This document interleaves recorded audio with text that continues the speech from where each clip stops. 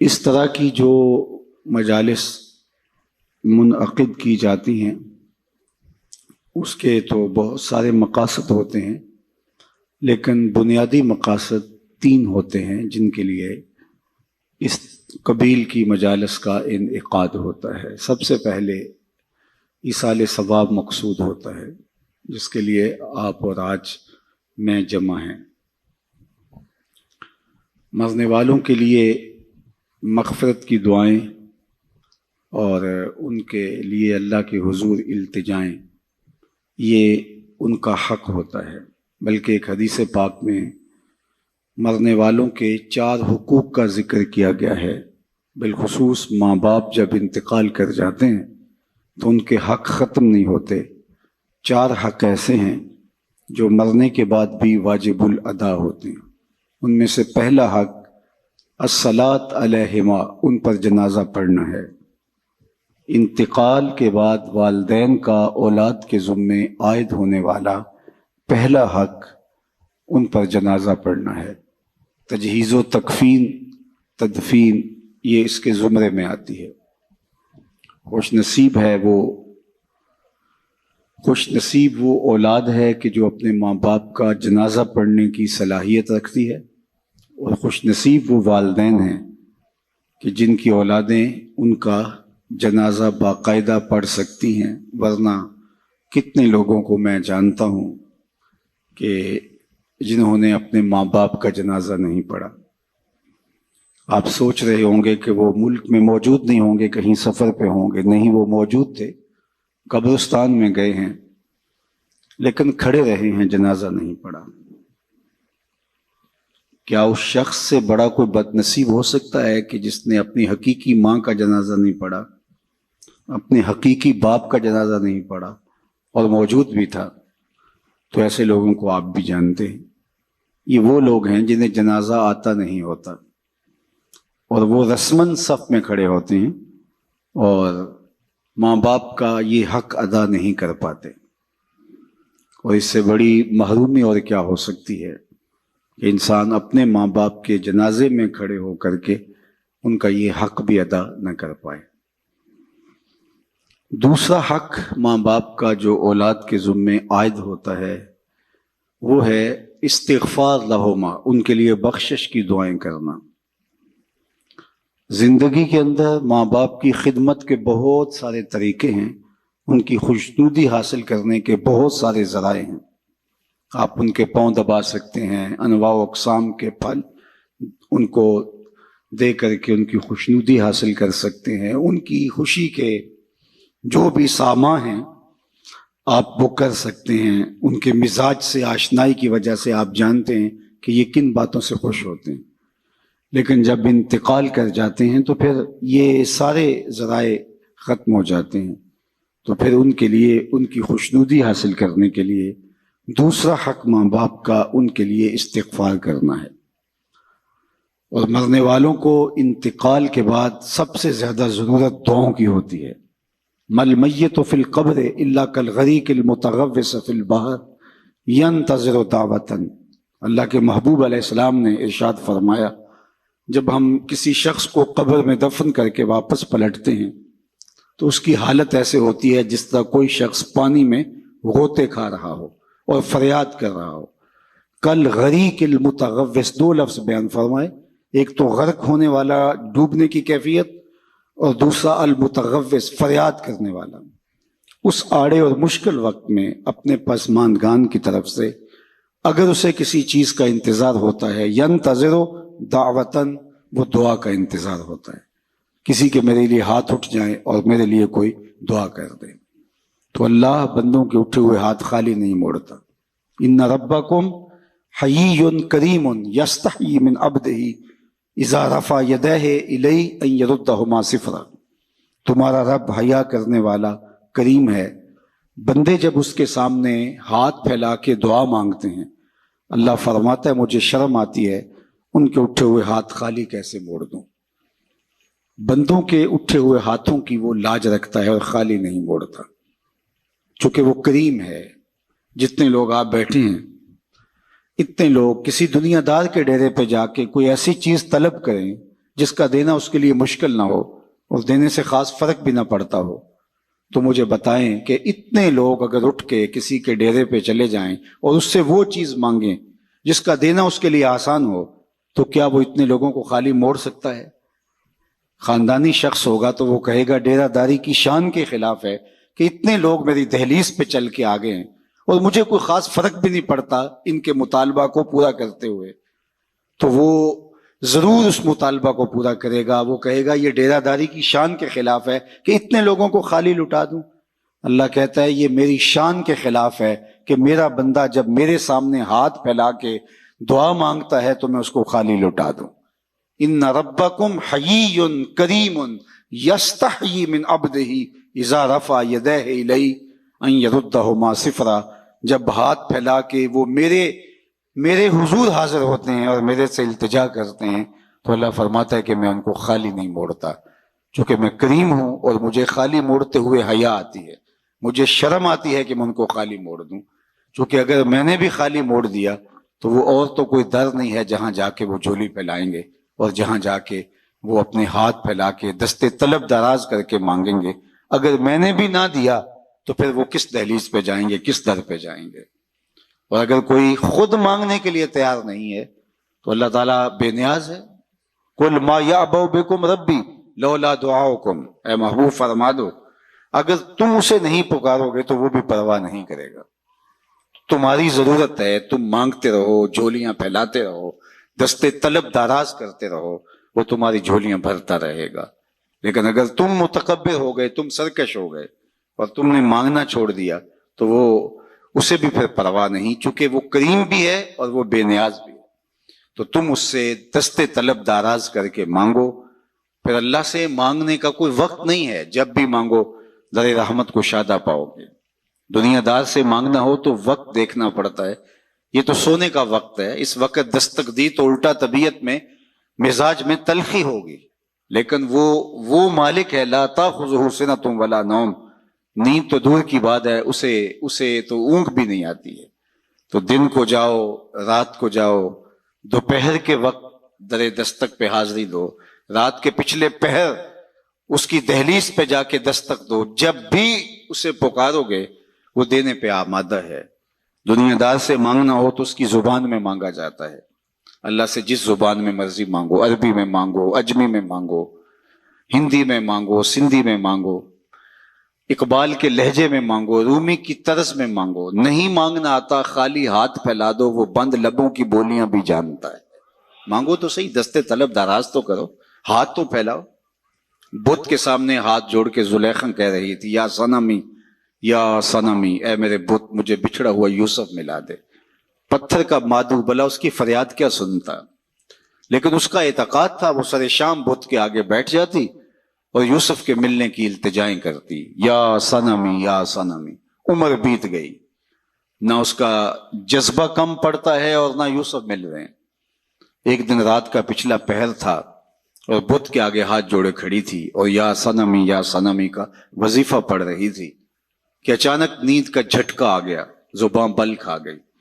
یا صنمی پکارتے پکارتے کہنے لگی یا سمادی یا سمادی۔ آواز آئی جبریل یوسف کے گھوڑے کا رخ موڑ دے، بچھڑی ہوئی کو یوسف ملا دے۔ یا اللہ تجھے تو نہیں پکار رہی، یہ تو بت کو پکار رہی ہے، زبان بل کھا گئی ہے۔ یا صنمی کی بجائے یا سمادی کے لفظ زبان پہ آ گئے۔ کہا جبریل جیسے بھی اس کے لبوں پہ میرا نام تو آیا ہے، اگر میں نے بھی نہ دیا میرے اور بت میں فرق کیا ہوا؟ کوئی پکارے تو صحیح، کوئی دستے طلب دراز تو کرے، کوئی مانگے تو صحیح، ہاتھ تو پھیلائے اس کی چوکھٹ پہ۔ وہ کریم ہے، 70 پیار کرنے والا ہے، تو اگر اس کی دہلیز پہ مانگیں تو وہ بندوں کی طلب سے سوا دیتا ہے، ضرورت سے زیادہ عطا کرتا ہے۔ تو پہلا مقصد اس کے حضور بخشش و غفران طلب کرنا ہے، اللہ کے حضور عرض کرنا ہے کہ مالک غفران و رحمت کے پردوں میں ہماری ماں کو ڈھانپ لے۔ یہ پہلا مقصد ہے آج کے اس اجتماع کے انعقاد کا۔ اور یہ بات ذہن میں رکھیں، جس طرح ماں باپ کی دعائیں اولاد کے حق میں قبول ہوتی ہیں، اس طرح اولاد کی دعائیں بھی ماں باپ کے حق میں قبول ہوتی ہیں۔ جب ماں باپ کے لیے اولاد دعا مانگتی ہے تو وہ خلوص ہوتا ہے اس دعا کے اندر. میں نے کتب تصوف میں پڑھا اور ایک حدیث اس کی تائید میں بھی مل گئی. جس شخص نے روزانہ معمول بنا لیا کہ اپنے ماں باپ کے لیے اہتمام سے دعا کرتا ہے، ساری زندگی اس کے رزق میں بے برکتی نہیں آ سکتی. یہ آسان سا نسخہ ہے. ماں باپ زندہ ہیں تب بھی، ماں باپ انتقال کر گئے ہیں تب بھی. روزانہ ایک وقت متعین کر لیں اور خاص طور پہ ان کے لیے دعا کریں. ویسے تو جو صالح پاکیزہ اولاد ہوگی، 5 گانا نماز کی عادی اولاد ہوگی، وہ اہتمام سے نہ بھی کرے تو دن میں کتنی مرتبہ اللہ کے حضور عرض کرتی ہے ربنا اغفر لی ولوالدی، اللہ مجھے بھی بخش دے، میرے ماں باپ کی بھی مغفرت فرما دے.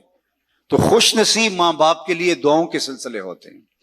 تو ماں باپ کے لیے دعاؤں کا سلسلہ جاری رکھنا یہ خوش نصیب اولاد کا مقصوم ہوتا ہے. اوروں سے دعا کروانا آپ کو اس لیے بلایا گیا ہے نا کہ اتنے لوگوں کے ہاتھ اٹھیں گے، کتنے نیک بوڑھے بزرگ سفید ریش لوگ، نیک سادات کتنے لوگ ہیں، تو اللہ کسی کی قبول کر لے. تو اوروں سے دعا کروانا. حضرت ابو ہریرہ رضی اللہ تعالیٰ عنہ کہا کرتے تھے اللہم اغفر لابی ہریرہ ولأمی ولمن استغفر لہما، اے اللہ ابو ہریرہ کو بخش دے، ابو ہریرہ کی ماں کو بخش دے، اور جو ہم دونوں کے لیے بخشش کی دعا کرے اسے بھی بخش دے. حضرت محمد بن سیرین جلیل القدر تابعی ہیں، وہ جب بھی کبھی زندگی میں دعا مانگتے تھے تو یہ دعا ضرور ساتھ مانگتے، اللہ ابو ہریرہ اور ان کی ماں کی مغفرت فرما. تو کسی نے ان کو کہا کہ آپ کو کوئی خاص ہمدردی ہے، کوئی تعلق خاص ہے ان کے ساتھ؟ تو فرمایا کہ ہاں وہ تو سب کو ہی ہے، لیکن میں اصل ان کی دعا کا خود مصداق بننا چاہتا ہوں. چونکہ انہوں نے کہا تھا اے اللہ ابو ہریرہ کو بخش دے، ابو ہریرہ کی ماں کو بخش دے، اور جو ہم دونوں کے لیے بخشش کی دعا کرے اس کو بھی بخش دے. تو میں ان کے لیے دعا کر کے اپنی بخشش کا سامان کر رہا. تو اپنے ماں باپ کے لیے دعاؤں کے سلسلے کو کبھی بھی ٹوٹنے نہیں دینا چاہیے. والدین کے لیے کثرت سے دعا، اللہ اکبر، یہ اپنے باطن کی بہتری کا ذریعہ بنتی ہے اور رزق میں اضافے کا سبب بنتی ہے. اور خوش نصیب اولاد ماں باپ کے لیے دعا کو کبھی بھی ترک نہیں کرتے اور لوگوں سے بھی کہتے ہیں کہ میرے ماں باپ کے لیے مغفرت کی دعا کریں. حضرت ابو ہریرہ فرمایا کرتے تھے کوئی ہے جو مسجد اشار میں 2 رکعت پڑھے اور میری ماں کی مغفرت کی دعا کرے. تو غفران و بخشش کی دعاؤں کا سلسلہ یہ پہلا مقصد ہے آج کے اس اجتماع کا اور اس قبیل کے منعقدہ اجتماعات کا. دوسرا مقصد پسماندگان سے اظہار تعزیت کرنا ہے.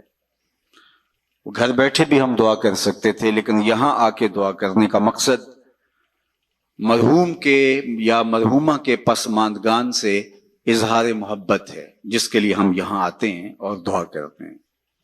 اور یہ حضور کے عمل سے، سنت سے ثابت ہے کہ حضور ماعز ابن مالک اسلمی کے گھر گئے ہیں جب ان کا انتقال ہوا، اور آقا کریم نے جا کر کے کہا استغفروا لماعز، ماعز کے لیے بخشش کی دعا کرو. حالانکہ جب ان کا جنازہ اٹھا تو وہ ایک سلسلے میں مؤخوذ ہوئے، پھر حد جاری کی گئی. تو آقا کریم نے فرمایا تھا کہ میرے ماعز نے ایسی سچی توبہ کی ہے اگر روئے زمین کے تمام لوگوں میں تقسیم کر دی جائے اہل ایمان میں، لکفاہم، سب کی مغفرت ہو جائے. یعنی ان کی توبہ کو اوروں میں بانٹا جائے تو وہ بھی بخشے جائیں. تو ان کے گھر حضور آ کے پھر دعا کیوں کرتے ہیں جبکہ حضور فرما چکے ہیں، اور یہ بھی فرمایا کہ وہ جنت کی نہروں میں غوطے لے رہا ہے، جنت کی نہروں کے اندر وہ کلکاریاں لے رہا ہے، جنت کی نہروں میں نہا رہا ہے. تو پھر حضور ان کے گھر میں کیوں آئے؟ گھر میں اس لیے آئے کہ پسماندگان کی ڈھارس بندھائیں. اور جس گھر میں حضور آئے ہوں گے وہاں کوئی دکھ رہا ہوگا. وہ کیا کسی نے کہا یہ الگ بات ہے تم آئے ہو تو کوئی نہیں، ورنہ درد تو یہاں 1000 رہتے ہیں. تیسرا مقصد جو ہے وہ ہمارا دوسرا مقصد پسماندگان کے ساتھ تعلق کو نبھانا ہے. یعنی یہ تینوں مقاصد جو چیدہ میں نے عرض کیے، تینوں مقاصد 3 اشخاص سے جڑے ہیں. پہلا مرنے والے کی ذات سے، دوسرا پسماندگان سے، اور تیسرا ہمارے اپنے وجود سے. مرنے والے کے لیے دعا، اور ہماری دعاؤں کی انہیں ضرورت ہے. اگر وہ اللہ کے کرم سے، اللہ کے فضل سے اللہ نے ان کو غفران و رحمت کے پردوں میں ڈھانپ لیا تو درجے بلند ہوتے ہیں دعاؤں سے. اور دوسرا مقصد پسماندگان سے تعزیت. ظاہر ہے ماں ایک ایسا رشتہ ہے کہ جس کا نعم البدل کیا بدل بھی موجود نہیں ہے. انسان زندگی کے جس مرحلے میں بھی چلا جائے ماں کی کمی کو شدت کے ساتھ محسوس کرتا ہے. ابھی ہم اندر بیٹھے تھے تو یہاں سے کوئی شعر پڑھ رہا تھا تو آواز جا رہی تھی کہ ماں کی وفائیں جب حضور یاد کر کے رو پڑتے ہیں تو پھر ہم اپنی ماں کے لیے اپنے دل کے اندر کیا جذبات. کچھ اس مفہوم کا شعر تھا اور وہ ایک باقاعدہ واقعہ موجود ہے. اللہ کے محبوب علیہ السلام باقاعدہ اپنی ماں کو یاد کرتے ہیں. الحاویل الفتاوی کے اندر امام سیوطی نے بڑی تفصیلی کہانی لکھی ہے کہ ایک دن حضور مکے سے ہجرت فرما کے جب مدینہ تشریف لائے تو ایک دن مسجد نبوی میں نماز پڑھانے کے لیے اللہ کے محبوب تشریف لے گئے. عشاء کی نماز کا وقت تھا تو ہجوم عاشقاں جو ہی حضور حجرہ نور سے باہر نکلے تو ادب سے صحابہ کھڑے ہو گئے.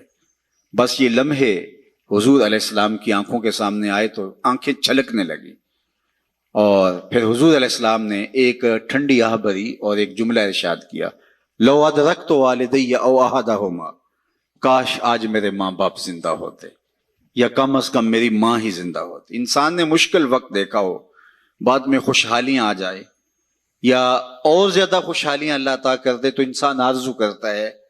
آج تو اس دنیا میں یہ نفسی نفسی کی دنیا ہے، اس میں تو وہ کہتے ہیں قیامت کے اندر ہوگا نفسی نفسی کا عالم، تو یہ تو قیامت سے قبل ہی عالم ہو گیا ہے.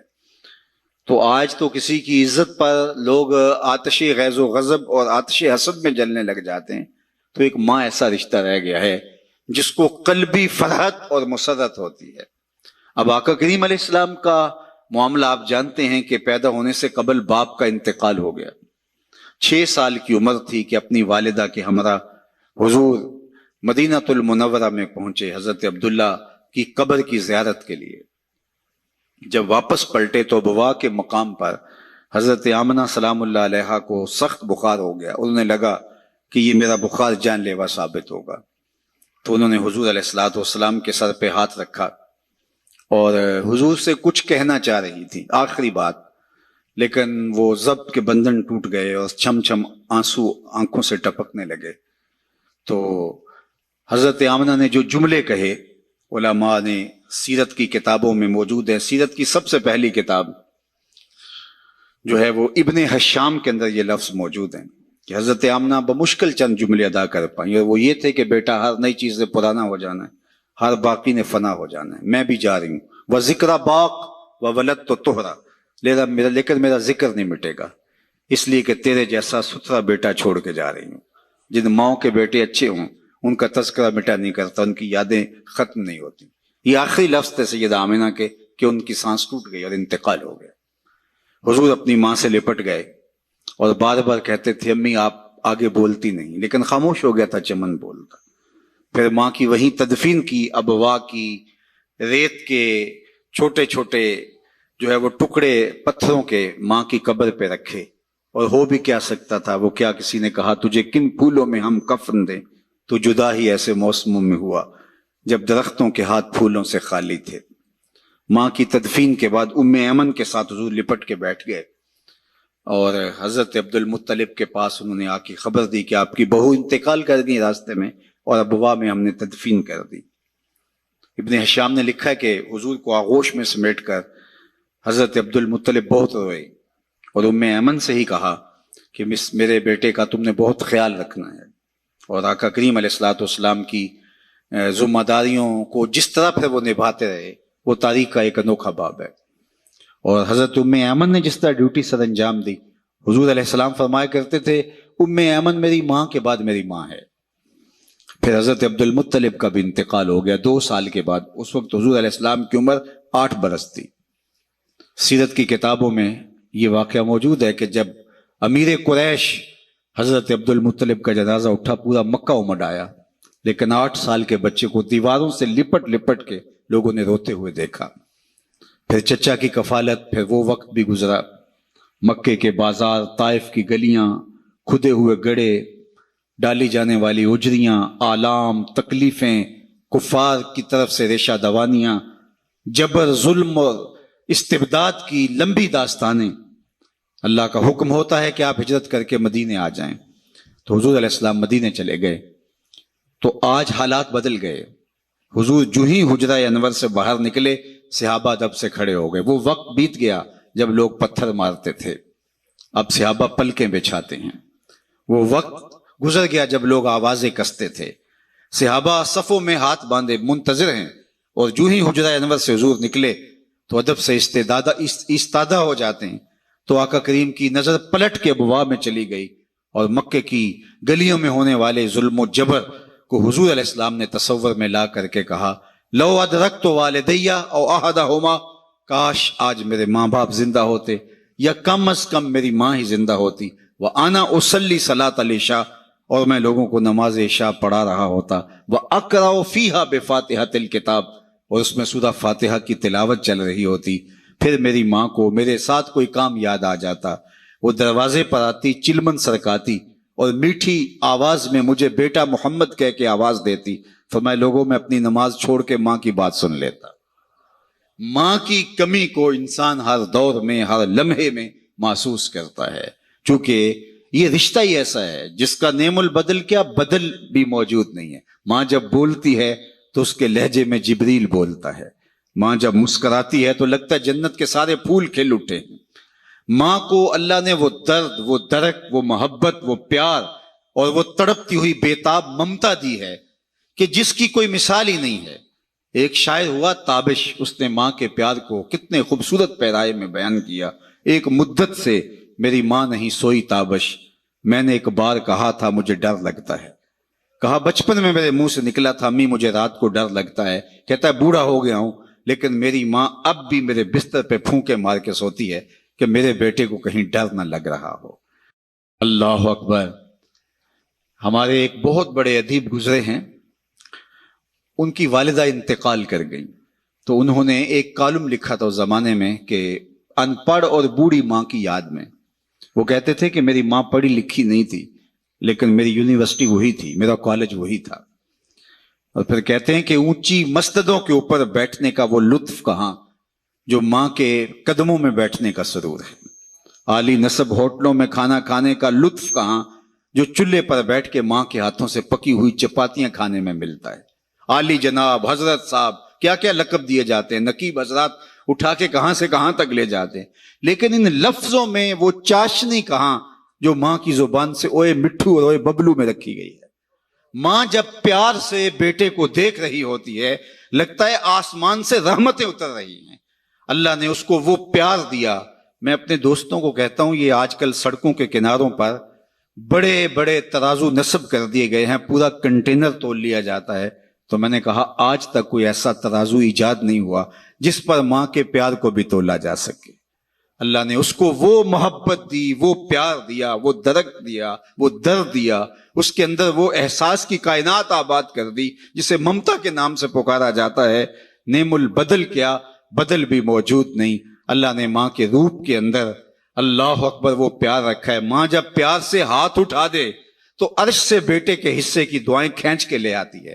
اور لازمی نہیں ہے کہ ماں رابعہ بصریہ ہو تو پھر ہی اس کی دعا قبول ہوتی ہے.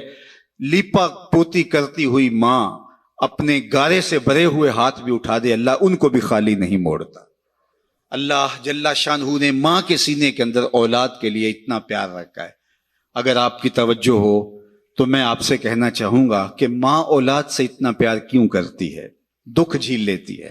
غریب مائیں تو لوگوں کے گھروں کے برتن مانجنے سے بھی گریز نہیں کرتی. شہر میں آ کر پڑھنے والوں بھول گئے ہو کس کی ماں نے کتنا زیور بیچا تھا.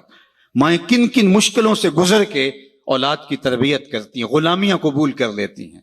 ماؤں کی کہانیاں دل آویز ہیں اگر اس عنوان سے بات چلے. لیکن میں آپ سے پوچھتا ہوں کہ ماں کو اولاد سے اتنا پیار کیوں ہے؟ تو آپ سب کا ایک جواب ہوگا، اس لیے کہ اولاد کو ماں نے جنم دیا ہے. تو جس ماں نے اولاد کو جنم دیا وہ اتنا پیار کرتی ہے تو جس رب نے خلق کیا وہ کتنا پیار کرتا ہوگا. جنم دینے والی کا پیار کسی ترازو پہ نہیں تولا جا سکتا، اور جس نے دست قدرت سے بنایا ہے. یا ایھا الانسان ما غرک بربک الکریم الذی خلقک فسواک فعدلک فی ای صورۃ ما شاء رکبک. ماں کی دہلیز چھوڑ کے بچہ بھاگ جائے، آوارہ مزاج بچہ تو ماں کہتی ہے پتر آجا، اتنی ٹھنڈی چھاؤں کہیں نہیں ملے گی، پلٹ کے آجا، میری باہیں تیرے لیے کھلی ہیں۔ اور مالک کی دہلیز چھوڑ کے جب سرکش انسان بھاگتا ہے تو اس کی رحمتیں آواز دیتی ہیں، یا ایھا الانسان ما غرک بربک الکریم، او بھاگے ہوئے انسان آجا پلٹ کے، تیرا رب بڑا ہی کریم ہے۔ مجھے بتاؤ کوئی بھاگے ہوئے کو یوں بھی آواز دیتا ہے؟ کبھی مجرم کا پولیس کو تعاقب کرتے آپ نے دیکھا ہوگا، سخت گیر استاد کو بدتمیز طالب علم کے پیچھے دوڑتے دیکھا ہوگا، لیکن یہاں پیار کا انوکھا اسلوب ہے، دل آویز کہانی ہے، جو سرکش ہے، باغی ہے، متمرد ہے، مالک کی دہلیز چھوڑ کے بھاگ رہا ہے، اس کو مالک کی رحمتیں آواز دے رہی ہیں، یا ایھا الانسان ما غرک بربک الکریم، آجا پلٹ کے، تیرا رب بڑا ہی کریم ہے۔ ساری دنیا کا شہد نچوڑ دو تو اتنی مٹھاس نہیں ملے گی جتنی ان لفظوں سے ٹپک رہی ہے۔ ما غرک، ما میں عموم ہے، اس چیز کا نام تو بتا جس نے رب سے تجھے دور کر دیا۔ دولت، حسن، جوانی، اقتدار، یہ کیا ہے جو تیرے پاس مستقل رہنے والا ہے؟ آج ہے کل نہیں، آج جوانی ہے، آج تیری چوڑی چھاتی، کڑیل بازو، لیکن کل کچھ بھی نہیں ہوگا۔ کل ایک گلاس پینے کے لیے بھی جو ہے وہ تجھے ساری توانائی صرف کرنی پڑے گی۔ اقتدار آج ہے کل نہیں ہے، دولت آج ہے کل نہیں، یہ ڈھلتی چھاؤں ہے۔ تو کس ورطے پہ، کس بل بوتے پہ تو مالک کی دہلیز چھوڑ گیا ہے؟ ما غرک، کس چیز نے تجھے مغرور کر دیا؟ بربک الکریم۔ اچھا رب کہنا ہی کافی تھا، لیکن صفت کریم لگائی۔ وہ رب جو کریم ہے، 70 ماؤں کی زندگی بھر کی محبت ایک طرف، مالک کا محبت کی نظر سے ایک بار دیکھ لینا ایک طرف، تو کہا وہ کریم رب۔ پھر آگے بڑھ کے کہا الذی خلقک، دیکھ تیرا اس کا رشتہ کتنا گوڑا ہے، وہ تیرا خالق لگتا ہے، اس نے تجھے تخلیق کیا ہے، دست قدرت سے بنایا ہے۔ ماں نے پیدا نہیں کیا، جنم دیا ہے، اور اس کے پیار کا ٹھکانہ نہیں ہے۔ سمندر کی پاتال تک تو کوئی پہنچ گیا ہوگا، لیکن ماں کے پیار کا ٹھکانہ آج تک کسی کو نہیں ملا۔ اللہ نے اس کے سینے کے اندر جو اولاد کی محبت رکھی ہے، اور وہ محبت اس لیے کہ اس نے اولاد کو جنم دیا۔ جس ماں نے جنم دیا وہ اتنا پیار کرتی ہے، اللہ فرماتا ہے الذی خلقک، دیکھ میرا تیرا رشتہ، میں تو خالق لگتا ہوں، میں نے تو تجھے خلق کیا ہے، تجھے دست قدرت سے بنایا ہے، اور میری دہلیز چھوڑ کے بھاگ گیا۔ فسواک، پھر تجھے ہموار کیا، تیرے اعضاء کو توازن بخشا، تجھے حسن دیا، تجھے جوانی دی، تجھے قد رانا دیا، تجھے اعتدال دیا۔ 2 آنکھوں میں ایک آنکھ کا سائز ہی چھوٹا ہو جاتا تو بتا کتنا بھدا لگتا، 2 ٹانگوں میں ایک ٹانگ کا تھوڑا سا سائز چھوٹا ہو جاتا تو 6 فٹ کا قد نہ رکھنے والا کس قدر عجیب شخصیت کا مالک ہوتا۔ یہ سب کچھ موجود تھا، آنکھوں میں بجلیاں ہوتی، کانوں میں سماعت کے اجالے ہوتے، زبان پہ جو ہے وہ نطق کا اجالا اور نور پھیلا ہوتا، قد را نہ ہوتا، لیکن دماغ کے پرزے ڈھیلے ہوتے۔ تو قمیص کے پیچھے گھر کا ایڈریس لکھا ہوتا کہ جس کو ملے اس ایڈریس پہ پہنچا دے۔ انسان تجھے میں نے توازن بخشا ہے، فسواک فعدلک، تجھے اعتدال دیا ہے، تجھے حسن بھی دیا، تجھے جوانی بھی دی، تجھے جمال بھی دیا، لیکن تجھے توازن اور اعتدال بھی دیا۔ اللہ اکبر، یہ ہے تیرا رب، آجا پلٹ کے، آنا تو نے ہے ہی۔ پھر جو لوگ کندھے پہ اٹھا کے لائیں گے، اچھا نہیں اپنے قدموں سے چل کے آجا، بھاگ تو سکتا نہیں ہے، آنا تو نے پھر میری دہلیز پہ ہے، لیکن پھر لوگ اٹھا کے لائیں گے، پھر منہ ڈھانپ کے آتا پھرے گا، اچھا نہیں کھلے منہ سے آجا، میری رحمتیں تجھے بڑھ کے استقبال کرنا چاہتی ہیں۔ میرا بندہ میری طرف ایک بالشت آتا ہے تو فرمایا کہ میں اس کی طرف 1 ذرا آتا ہوں، 1 گز آتا ہوں، اور اگر میرا بندہ میری طرف 1 قدم آتا ہے میں 70 قدم آتا ہوں، اور اگر میرا بندہ میری طرف چل کے آتا ہے اتیتہ ہر والا، میری رحمتیں دوڑ کے استقبال کرتی ہیں اس کو۔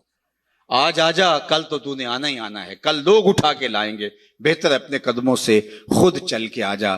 یا ایھا الانسان ما غرک بربک الکریم الذی خلقک فسواک فعدلک فی ای صورت ما شاء رکبک۔ دیکھ کیسی سونی شکل دی ہے، کیسی صورت دی ہے، کیا جمال تجھے عطا کر دیا ہے، تجھے پتہ ہی نہیں تجھے کیا کیا جو ہے وہ نظم دیے ہیں، تیرے اندر کیا کیا سسٹم اس نے لگائے ہیں۔ میرے ایک دوست کے اندر، جو ایک دوست ہے، اس کے منہ کے اندر جو لعاب کی مقدار ہے، وہ جو مطلوبہ مقدار چاہیے اس سے کچھ کم پیدا ہوتی ہے، تو اس کو بولنے میں دقت ہے۔ مسئلہ کیا ہے جی؟ اس کا لعاب کی مقدار کچھ کم پیدا ہوتی ہے، دنیا کا امیر ترین شخص اوناسس، یہ ٹاپ 10 لوگ بنتے تو کسی زمانے میں یونان کا اوناسس، جس کا بہت بڑا کام تھا اور دنیا کے 10 لوگوں میں شامل تھا، تو اس کی آنکھ کے پپوٹے کام کرنا چھوڑ جاتے ہیں۔ یہ خود کار سسٹم ہے، ہم نے چونکہ کبھی اس کا بل نہیں دیا اس لیے ہمیں پتہ نہیں یہ کتنا بڑا نظم لگا ہوا ہے، ادھر سے تنکا اڑا ادھر سے آنکھ بند ہو گئی، یہ خود کار نظام ہے اللہ نے جو رکھا ہوا ہے، تو اس کے پپوٹے کام کرنا چھوڑ جاتے ہیں۔ ڈاکٹر سلوشن ٹیپ لگا کے اس کی آنکھیں بند کرتا ہے تو وہ سو جاتا ہے، اور پھر جب اس نے آنکھ کھولنی ہوتی ہے تو سلوشن ٹیپ لگا کے آنکھیں کھولتا ہے۔ تو کسی نے اوناسس سے پوچھا کہ تیری زندگی کی سب سے بڑی خواہش؟ اس نے کہا کاش میں اپنی آنکھیں اپنی مرضی سے کھول سکوں۔ تو کہا اس کے لیے تجھے دولت لگانی پڑے تو کتنی دولت جھونک سکتا ہے؟ اس نے کہا ساری دولت لگا دوں گا، کاش کہ میں اپنی آنکھیں تو اپنی مرضی سے کھول سکوں۔ ہم تو اپنی آنکھیں اپنی مرضی سے کھولتے، ہمارے اندر تنفس کا نظام ہے، انہضام کا سسٹم ہے، عضلاتی نظام ہے، اتنی کائنات ہے، ہم نے کبھی تفکر و تدبر بھی نہیں کیا ہمارے مالک نے ہمیں کیا کیا دیا ہے۔ تو کہا کہ تجھے توازن دیا، تجھے اعتدال دیا، تجھے حسن دیا، تجھے شکل دی، بلکہ ایک آگے چل کے ایک دوسرے مقام پہ قرآن کہ ثم اماتہ فاقبرہ، اللہ تعالیٰ نے اس کو بھی بطور نعمت گنوایا کہ میرا شکر مان کہ میں نے تجھے موت دی، اگر تجھے موت ہی نہ دیتا بتا کیا کرتا؟ بڑھاپا آ گیا تھا، ارذل العمر آ گئی تھی، اڑ جاتا۔ اب وہی بچپن پلٹ کے دوبارہ بڑھاپے میں آ گیا۔ وَمَن نُعَمِّرْهُ نُنَكِّسُ فِي الْخَلْقِ، سورہ یاسین۔ ہم جب لمبی عمر دیتے ہیں تو پلٹ کے پھر وہ بچپنا لے آتے ہیں، دانت گر گئے، پھر سخت چیز معدے میں اتار نہیں سکتا، معدہ کمزور ہو گیا، بولو براز پھر چارپائی کے اوپر، مشکل بن گئی، زندگی سے تنگ آ گیا۔ بچپنے میں بولو براز سب کو چارپائی کے اوپر ہوتا تھا تو ماں کے سینے میں ممتا رکھی ہوئی تھی، تو ماں اس ممتا کے تحت کبھی شکایت نہیں کرتی تھی۔ بیٹا معذور بھی ہو تو ماں کی زبان سے کبھی نہیں سنیں گے کہ اللہ میرے بیٹے کو پردہ دے دے، اور نہ ماں کے سامنے یہ بولنے کی کوئی جرت کر سکتا ہے۔ لیکن جب والدین بوڑھے ہو جاتے ہیں اور ڈاکٹر بھی جواب دے دیتے ہیں اور چارپائی پہ بولو براز مشقت بن جاتی ہے، تو اولاد پھر یہ تو ضرور کہتی ہے کہ دعا کرو اللہ ماں باپ کو پردہ دے دے، لیکن ماں باپ نے کبھی پردہ نہیں مانگا تھا اولاد کے لیے، چاہے جتنی بھی اذیت میں ہو۔ اللہ اکبر، وہ مشکل وقت آ گئی، یہ ارذل عمر ہے۔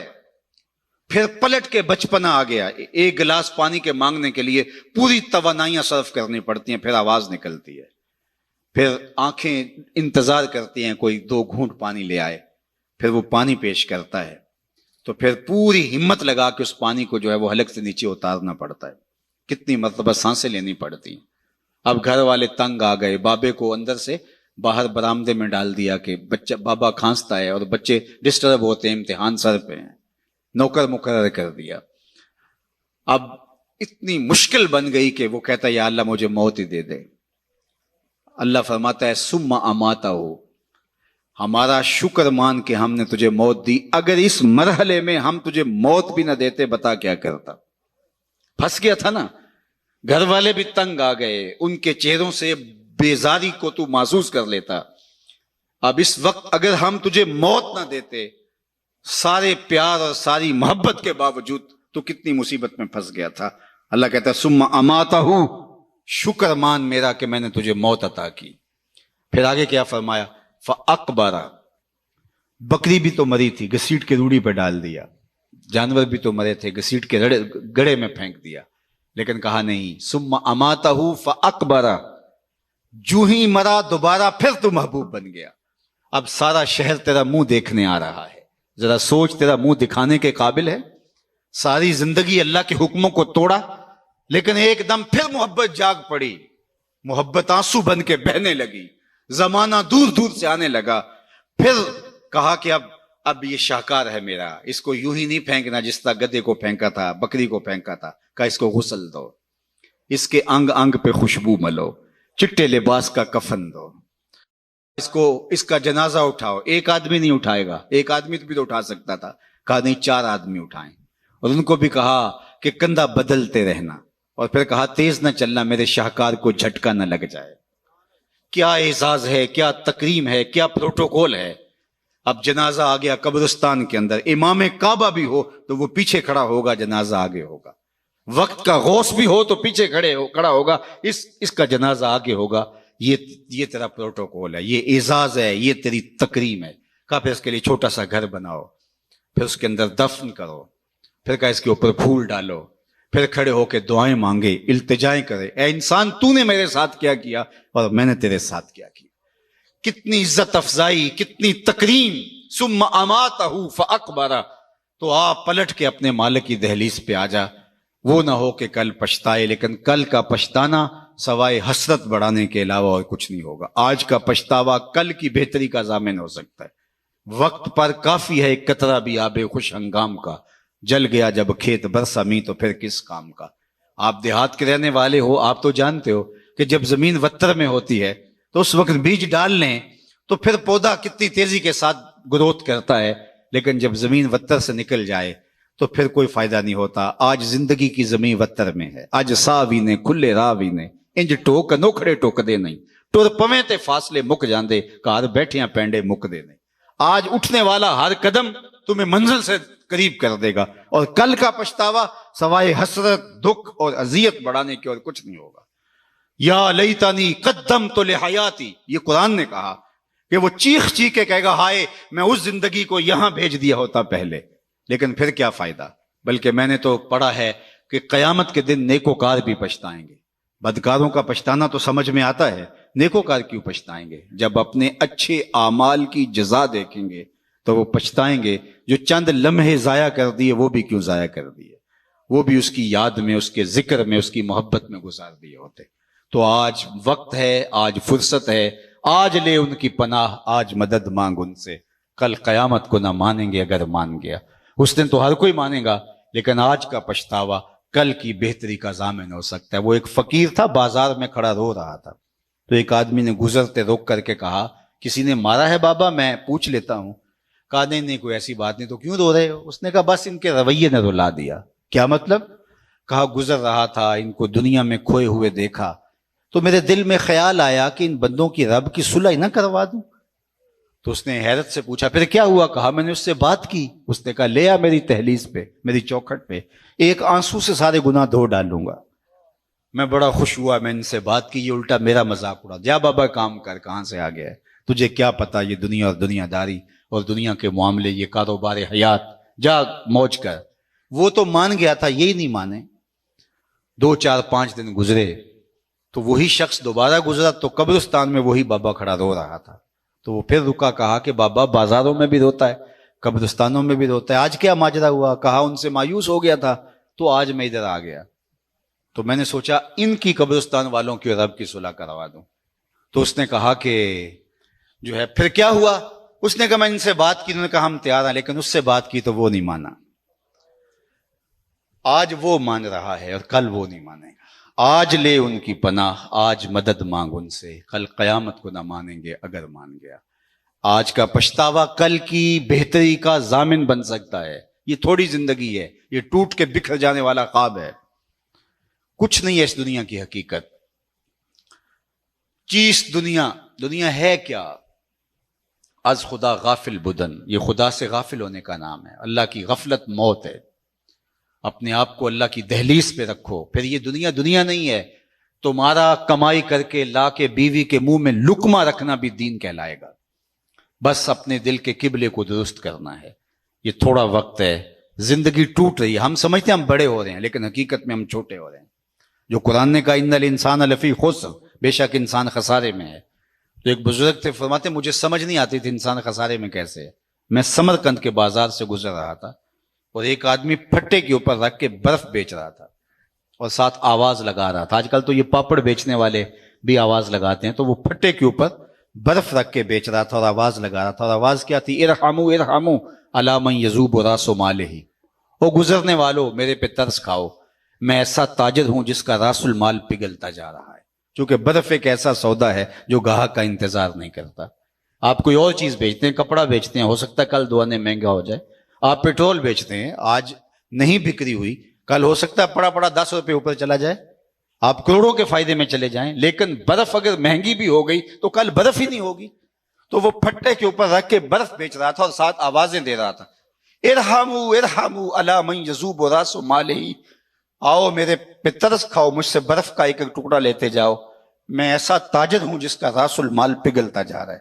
تو وہ کہتے ہیں میرے قدم رک گئے، اور میں نے اس کو کہا مجھے ان الانسان لفی خسر کا ترجمہ سمجھ میں آ گیا، جس طرح تیری برف پگھلتی جا رہی ہے میری زندگی پگھلتی جا رہی ہے، تیری برف قطرہ قطرہ پگھل رہی ہے اور میری زندگی سانس سانس پگھل رہی ہے، اور اگر تو اس برف کو ابھی بیچ لے اور اس کے بدلے میں درہم دینار غلہ پارچہ جات کچھ لے لے تو تجھے 4 آنے بچ جائیں گے، اور میں ان سانسوں کے بدلے درود پڑھ لوں، ان سانسوں کے بدلے قیام کر لوں، کسی دکھی کے سر پہ ہاتھ رکھ دوں، کسی ضرورت مند کے کام آ جاؤں، سجدہ کر لوں ان سانسوں کے بدلے، تو یہ میری سانسیں کام آ جائیں گی، ورنہ تو سو کے بھی گزر جائیں گی، آوارگی میں بھی گزر جائیں گی۔ تو یہ سانسوں کی گنتی، سید علی المرتضیٰ رضی اللہ تعالیٰ عنہ فرماتے ہیں یہ موت کی طرف اٹھتے ہوئے قدم ہے تمہارے سانس، کبھی آپ اشارے پہ رکے ہوں تو وہاں گنتی الٹی چل رہی ہوتی ہے، 60 سے 50 سے 20 سے نیچے آ رہی ہوتی ہے، گنتی جب الٹی چلتی ہے تو بہت جلد زیرو پہ آ جاتی ہے، اور جب زیرو پہ آ جاتی ہے تو پھر رکا نہیں جاتا۔ اللہ اکبر، یہ 60 سے 70 سے 50 سے یہ ماہ و سال کی گنتی الٹی چل رہی ہے، ہم سمجھتے ہیں ہم بڑے ہو رہے ہیں لیکن چھوٹے ہو رہے ہیں، اور جب زیرو پہ آئے تو اسی کا نام تو موت ہے، پھر کوئی روک نہیں پائے گا، کوئی طاقت نہیں ہے کہ اس کو روک سکے۔ تم بروج مشیدہ مضبوط قلعوں میں بھی چلے جاؤ تو وہاں بھی تمہیں موت اچک لے گی آ کے، اس سے رستگارا نہیں، اس سے چھٹکارا نہیں۔ اقبال نے کہا تھا موت ہے ہنگامہ آرا کل خاموش میں، ڈوب جاتے ہیں سفینے موج کی آغوش میں۔ موت تمہیں پکڑ لیتی ہے، موت تمہیں مضبوط جو ہے وہ قلعوں کے اندر بھی اچک کے لے جاتی ہے۔ ایک مفکر نے کہا تھا کہ اگر موت سے چھٹکارا ممکن ہوتا تو میں اپنی ماں کو نہ مرنے دیتا، میں جو ہے وہ اپنی ماں کو نہ مرنے دیتا، میرا سب سے بڑا جو ہے وہ عظیم رشتہ تھا اگر موت سے بچانا کسی کو ممکن ہوتا، لیکن موت جو ہے وہ بہنوں سے بھائی اٹھا کے لے جاتی ہے، موت بھائیوں سے بہنیں اٹھا کے لے دیتی، ماں باپ سے ان کے لال چھین لیتی ہیں اور اولادوں سے ماں باپ چھین لیتی ہے۔